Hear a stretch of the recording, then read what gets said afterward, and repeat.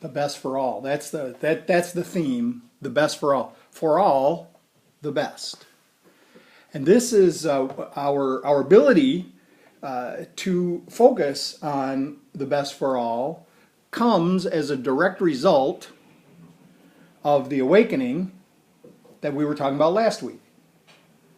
The ability to change our perspective from one of just self to the larger view comes from waking up from the nightmare of self-centeredness.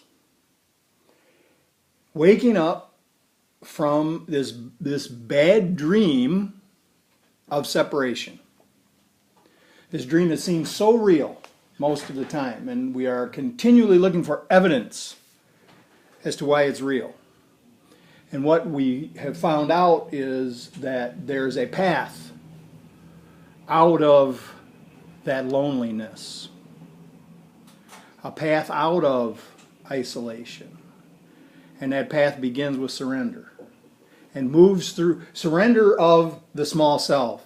So I've been trying to write this. I've been attempting to write this Sufi poetry, and Rumi and Hafiz have inspired me. You'll have to be the judge of how inspired I actually have been. But this Sufi poetry is romantic poetry, and when you read it, you would think that it was written to a lover.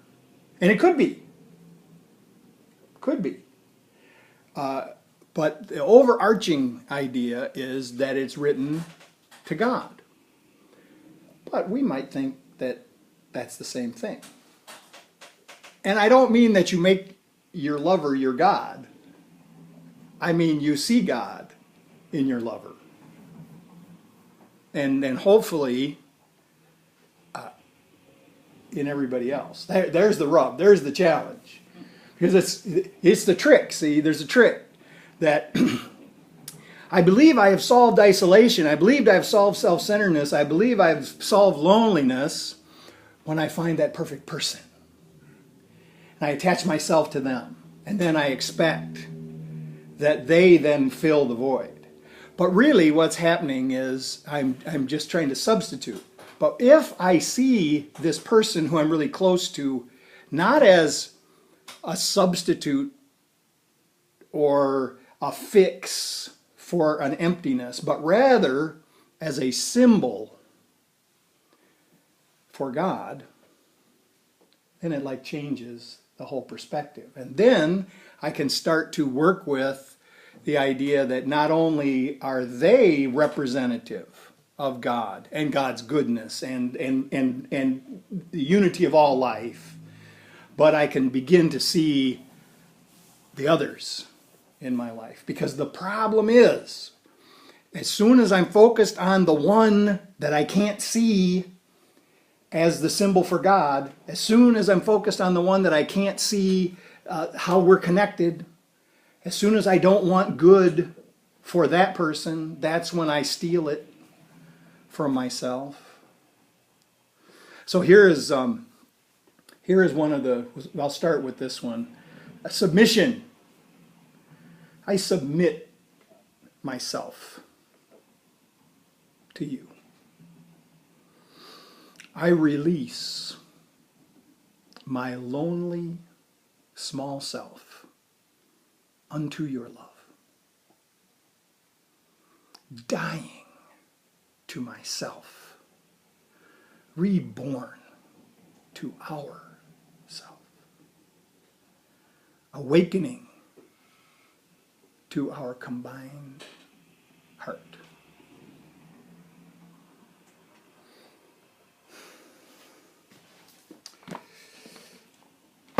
The body denies that we are one with each other. The body denies that we are one with all life. It denies that we are one with God. The Course says here, it says, the body is a fence that the Son of God imagines he has built. To separate parts of his self from other parts. It is within this fence that he thinks he lives. To die as it decays and crumbles. For within this fence he thinks he is safe from love. Identifying with his safety, he regards himself as what his safety is. How else could he be certain he remains within the body, keeping love outside? So here we are, a bunch of bodies, sitting in a room, on a street, in a neighborhood, part of a community, in a state, a country, on a planet, in a solar system, part of a galaxy, an infinitesimal speck in the universe. So we feel at once insignificant, and this is intolerable to the ego, to realize the insignificance of that picture right there. And so it does all sorts of things to make that not so. But it really isn't so. Let me flip the picture around the other way. That you are not a mind in a body. That rather, your body is in your mind. That your body is in your mind. And the room is in your mind.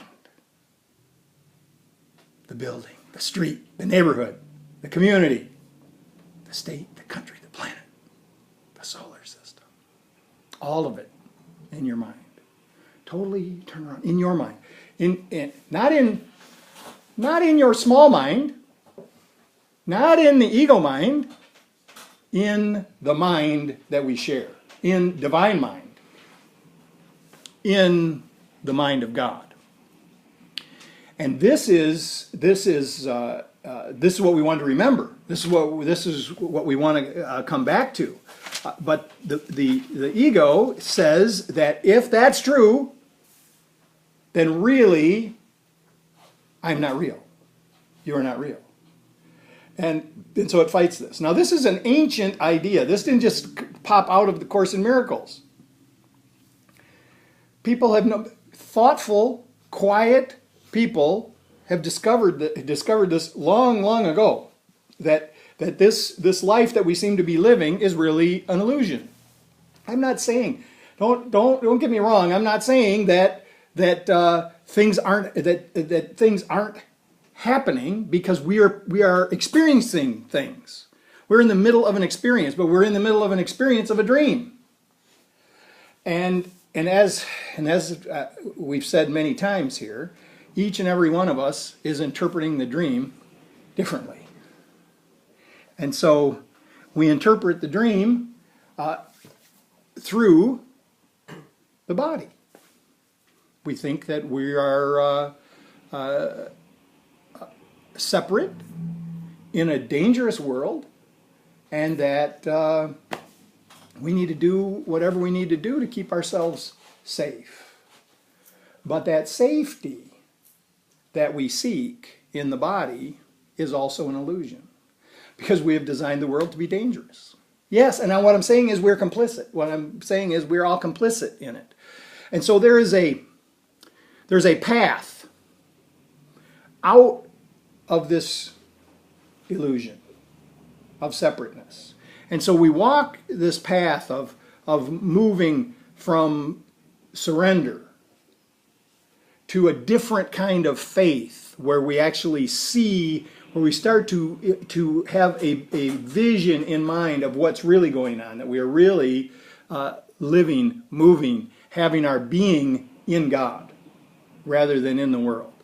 And we get to the point where we can use our power of will to make a choice between which teacher we're going to listen to. We're going to listen to the ego, we're going to listen to Holy Spirit. Or you can call it your inner guide, or whatever. You can call it Jesus if you want. He's fine with that. Call it Mary if you want. She's fine with that. Whatever.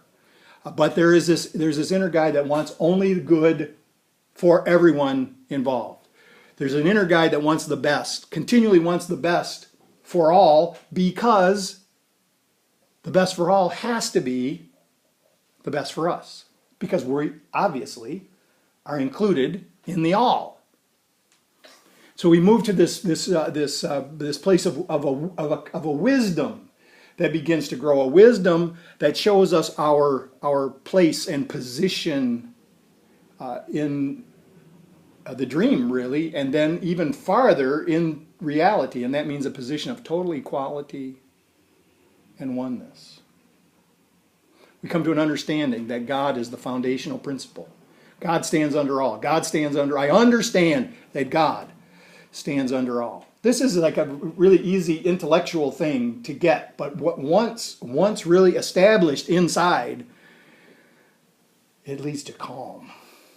It leads to a peace where you know you can't be really harmed in any way. And then things begin to get in order. We begin to be able to get these things that want to steal our peace from us behind those attributes that we have that establish us on this path towards unity, towards oneness. And we use the strength that we find inside to take responsibility for our lives. We forgive all that mess. Forgive all that.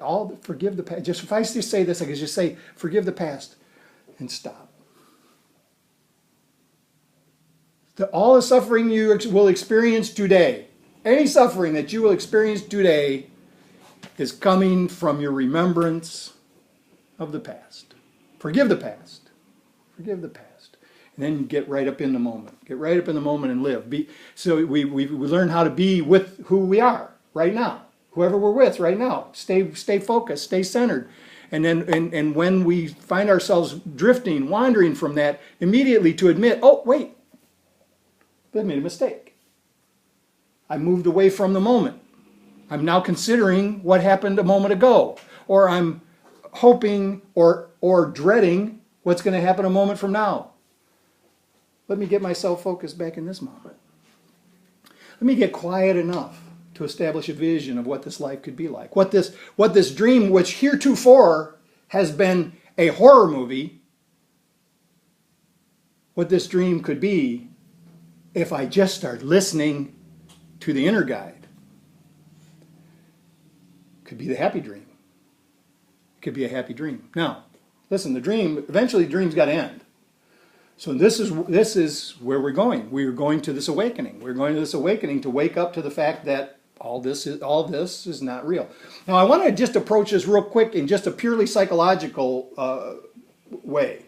That even if you don't believe, even if you don't want to believe that this is all just illusion and smoke and mirrors and that none of this really exists, and that's fine, just know this, that it is really all up to you and how you perceive it. So that means that you're making it. And what I mean by that is you are making your experience in the world. So by that measure alone, all these things that I just talked about will work to make life better, to make this life better. But what we know is that eventually this body that we have, this fence that we have created to keep others out, eventually dies. It crumbles away, it dies. We can see the progress, maybe not day by day, but we can see the progress. We can see what we wouldn't call it progress, call it dissolution. Right? So, but spirit is eternal. So our identification, through this process, our identification needs to turn to identifying with spirit more than we identify with the body. Here's what I was reading this morning. I was reading a commentary about the lesson for today, and it said, we would rather die than admit we were wrong. And it was talking specifically about the idea that the ego, using the body as a tool, wants us to think that we are temporary, that we are going to die. And we would rather go along with that program than to admit that we are spirit and that we're eternal and that we are a part of God and we can never be separated from God. So the body, it says, will not stay. The body will not stay. And yet, he sees this, that's your ego, sees this as double safety. For the Son of God's impermanence is proof that the fence worked. And to do the task, his mind assigned to them. For if his oneness still remained untouched, who could attack and who could be attacked? So if we really thought we were one, if we really were awake for a minute, for a second, you will be. Sometime today you'll wake up for a second. And in that moment you will know, you will have this total sense of peace. You will know that you are not threatened. You will know that everything is cool, no problems whatsoever. Remember that moment. So if you can remember that moment, you can go back to it anytime you want. It's a holy instant. It's coming. Man, I'm telling you, it's going to come today sometime, so pay attention. But if it doesn't, tomorrow. Soon, it's coming. The body is the means by which God's Son returns to sanity, if we use it correctly. So we use it correctly. And that means in all our interactions with others. We use it correctly. So we start to think about, you all remember when you had this perfect romance going on. Now remember the symbolism here. I'm talking about romance. But I'm also talking about this relationship with life itself. I know these words are true. And not some passing fancy. Because as I write them, I cry. I also know that you stand before me, a shining symbol of God herself. That our passion is the pain and pleasure of the struggle to find that ultimate oneness with her. I welcome all that is to come, and I revere all that has passed between us. Surely, we will be precious to each other, and then a blessing to all of those around us. You want to rekindle a romance? Think like that. Bring that to that relationship. You are a secret well, where I go to draw up sweet water. Drinking, I become a vessel carrying sweetness into my life.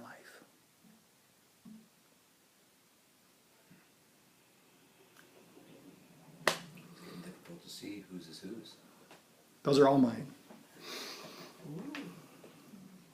Okay, they're not mine because they came in, right? I mean, I don't know where I did, but it's starting to make some sense. Anyway, the idea is every time that I feel separate, now look, here's what's going to happen. Let's say that we were talking about romance here. There's bound to be a problem sometime during the day. If not today, sometime this week. There's going to be a problem where all of a sudden this seemingly perfect romance isn't perfect.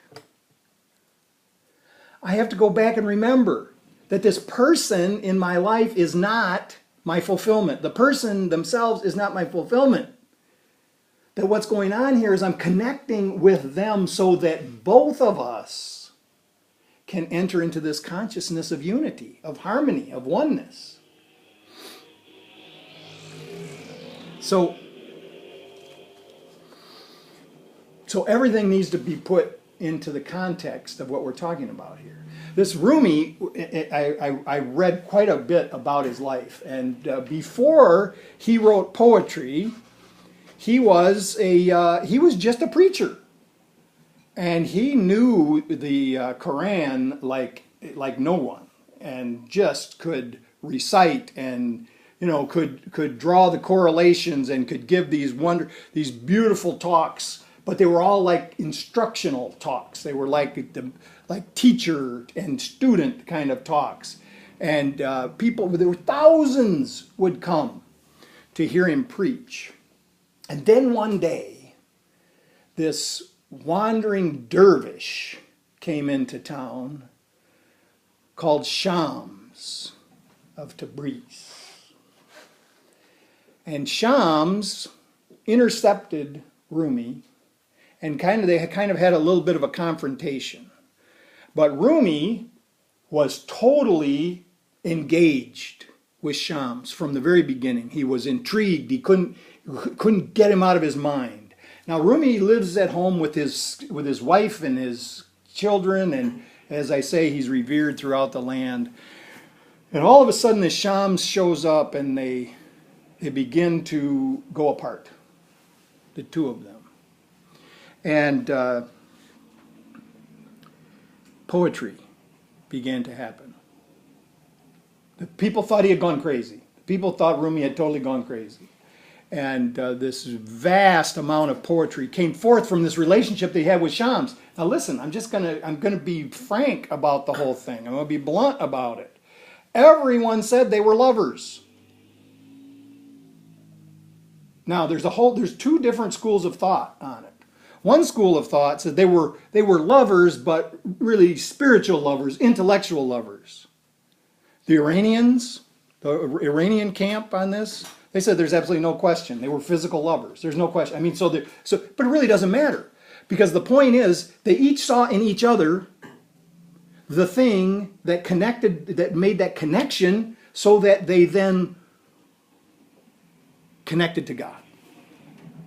So you can think it's, you can think about it. If you think about them being lovers, that may bother you, but it bothers you because of the way you think about it. But the result was the most beautiful poetry in the world. And now Rumi wrote this stuff in the 1300s. He is the most popular poet in the world because he writes about this love of connection, this love that knows what's best for all. That knows that what's best for all is what's best for us. So I'll put it into context. The context, I want to change the way I see. See, because here, before, and when I say before, I mean it could have been like an hour ago, right? When I forget that we are connected, when I forget that we are one with God and one with each other, I start worrying about my personal stuff. I start worrying that I'm not going to get what I need. I start looking at my companions, whether lovers or friends, as they are the source. They are the thing that's going to get me what I need. I start looking at other people as opportunities to gain, and I suffer. When I remember that what's best for all is what's best for me, then I start making decisions. Because see, the awakening is evidenced by not making decisions for myself alone. That in every decision that comes up, I think about what's the result. This thing that I'm about to do, what's the impact on someone else? What's the benefit to someone else? And what's the possible harm to someone else? And see, when I begin to make decisions like that, I'm including everybody in my mind. What I'm trying to do is, and I'll have another talk about this, but maybe next week, I'm trying to establish what I call group conscious state of mind. I want to put my small mind into the large mind and think according to the common welfare. Not because I want to be altruistic, although that's nice, because you could say to other people, you say, "Oh, Greg's so nice."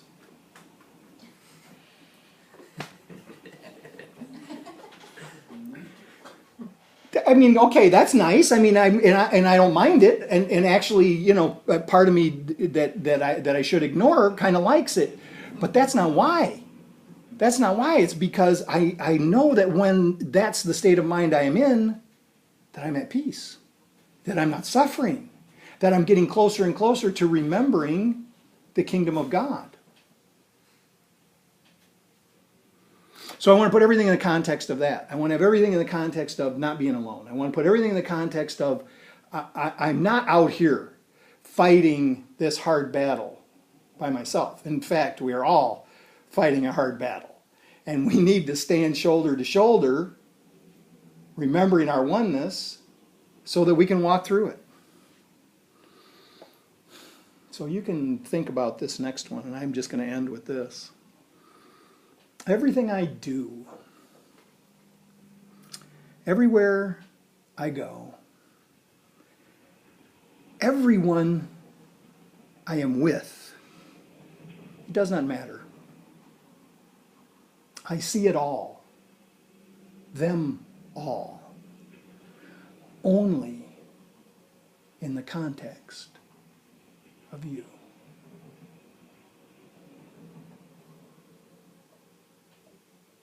That's enough.